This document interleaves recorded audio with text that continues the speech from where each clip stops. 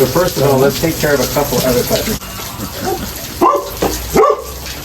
All right. And then you smell the dog. So, I'm sorry. the thing about sharpening grafting knives, most grafting knives are beveled, okay? This is a flat edge and a concave edge, all right? The reason it is, so, there are right-handed and left-handed grafting knives, all right?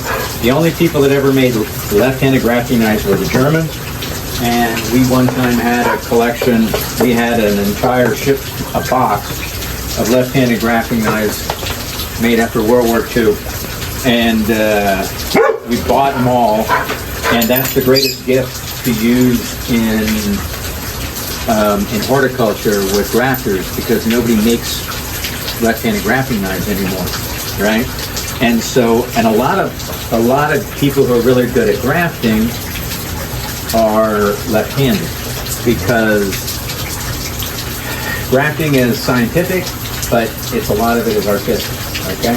So the better, a lot of times people who are left-brained people work very good grafters. In fact, some of the very best grafters I've ever known were left-handed. Right, southpaws were always typically pretty good grafters. But this is a right-handed knife, and so the idea of a right hand, the other thing about grafting is this is whittling. You sit on the porch and push and cut away from you on a stick, you know, like jet clamp it, right? Grafting, you pull towards yourself. The reason you do it is you have better control of your knife. This is the only motion you actually make when you're actually grafting. So the other thing it does is if you graft a lot, you will cut yourself. It happens all the time. And particularly like if you're budding and doing those kind of grafts, you use your thumb as a backstop.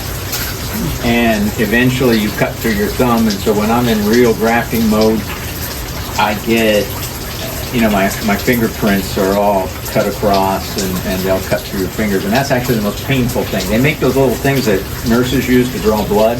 You can put on your thumb, and a lot of the budders in nurseries use that. This is actually a budding knife, all right? Because of that little thing right there, that's used to peel back the lapels of the jacket. If you take, they don't teach grafting anymore anywhere in respected, accredited colleges, okay? But when I went to University of Florida, I'm so old that they still taught plant propagation, or they actually taught grafting. So grafting is one form of propagation. Okay. So you can, so again, in most of what we do of tree fruits, you do grafting. But plant propagation, you can do cutting, you can do air layers, you can do all that sort of stuff. The key to graft, to sharpening any knife, okay, I don't use razor blades, I don't use X-Acto knives, I don't like all those things. I like real edge tools, okay? So I like knives. And I'm gonna do it this way because that's too low for me. Whenever you're grafting, you gotta get everything in a comfortable position, right? So on the flat edge, it's real simple. You just lay it down, right? And this is a hard Arkansas. This is the other stone. This is what they use to sharpen scalpels in hospitals, right? And you can just draw it like that, and you don't do anything. And on here, it's about a 30-degree angle. You go like that. It's muscle memory when you've grown up sharpening knives. You don't have to think about this. So when I'm on conference calls like I am all day, I sharpen my knife, and I can do this without thinking, all right? And you just do this about 1 million times, all right? Not, you don't have to do it 1 million times all the time, but there's different grits of stone. So you start with washitas and things like that, and those are rough. And they also make carbide, and they make 1 million different things. When you get to these, they're taking off almost no metal. The reason you put the oil there is it lifts the little pieces of metal out of the stone and doesn't ruin your stone. For your benefit, I'll say that David Fairchild, which was all of our idol in horticulture, but one of the best kept secrets of David Fairchild is he couldn't sharpen a knife to save his life.